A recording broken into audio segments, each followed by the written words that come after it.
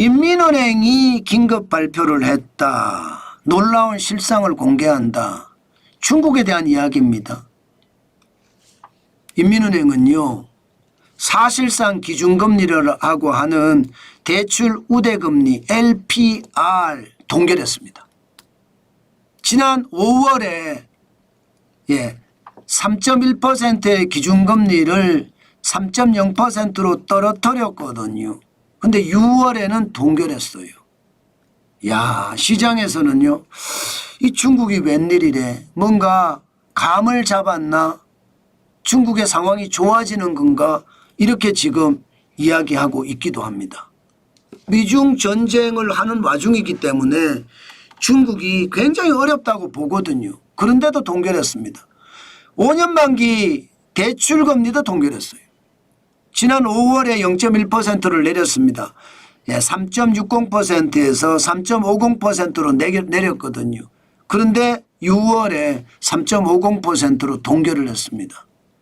그러니까 시장에서 보는 거하고는 정반대로 봅니다.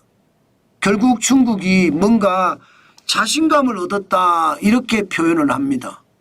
자신감이면 뭐냐? 지금 중국과 미국의 무역 전쟁은 거의 전면전 양상을 보이고 있거든요.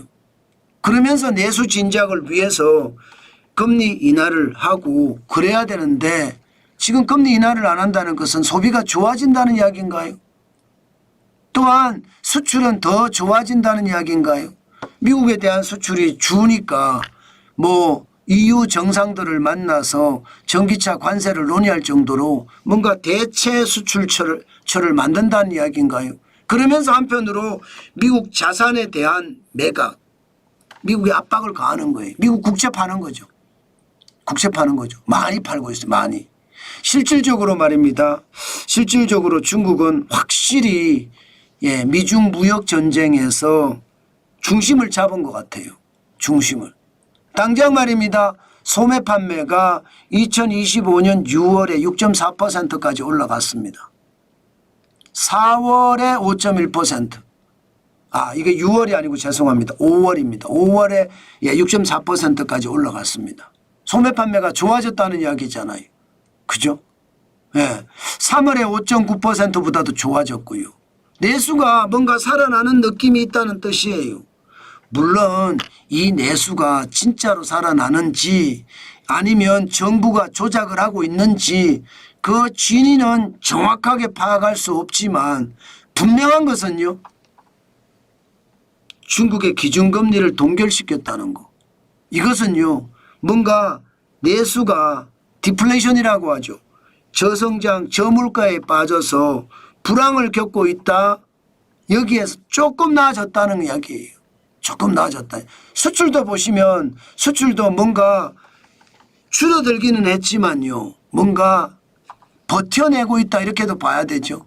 지금 수출은 2025년 5월을 보면 4.8%예요. 3월에 12.4%나 4월에 8.1%에 비해서는 4.8%니까 성장이 좀 줄어드는 것도 사실이에요. 그러나 최악의 상태는 아니잖아요. 2023년처럼 마이너스를 계속 지속하는 것은 아닙니다. 그러니까 중국 경제가 나름대로는 미국과 전쟁에서 선방하고 있다 이렇게 이야기하는 겁니다. 이렇게 되면 우리 경제도 아무래도 좋겠죠. 우리 경제도 나빠질 리가 없을 겁니다. 중국에 대한 수출이 아무래도 늘어날 수 있으니까요. 여기에 중국은요. 또 하나의 무기를 가지고 미국을 공격을 하고 있습니다. 당장 미국 국채를 계속 팔아제낍니다. 2010년만 하더라도 중국은 미국 국채를 1조 6,110억 달러까지 가지고 있었습니다. 굉장히 많이 가지고 있었죠. 이게 줄어서 2025년 4월 말 현재 7,570억 달러를 가지고 있습니다. 고점 대비해 보면 반토막 이상이 떨어졌어요. 53%나 줄었으니까요. 8,540억 원을 팔아제꼈습니다. 그러니까 계속해서 미국 국채를 팔면서 그죠? 미국을 길들이고 있다 이런 얘기인가요? 결국 미국을 길들이고 있다. 이런 얘기가 맞습니다. 자, 우리가 진짜 볼 것은요. 중국 경제와 우리 경제의 어떤 상황이 어떻게 변할지 이거잖아요. 우리는 중국에 대한 수출을 많이 하고 있으니까 중국 경제가 좋아지면 우리 제품을 많이 수출한다는 뜻인가요? 그렇습니다. 우리가 관심은 그거예요. 미중 충돌이 고래 싸움에 새우등 터지는 것처럼 대한민국 경제의 등이 터져서는 안 되는데 미중 싸움이 중국의 선방이 이루어지면서 우리 경제 타격도 그만큼 줄인다는 이야기가 되는 건가요? 그렇게 이해하시는 게 좋을 것 같습니다.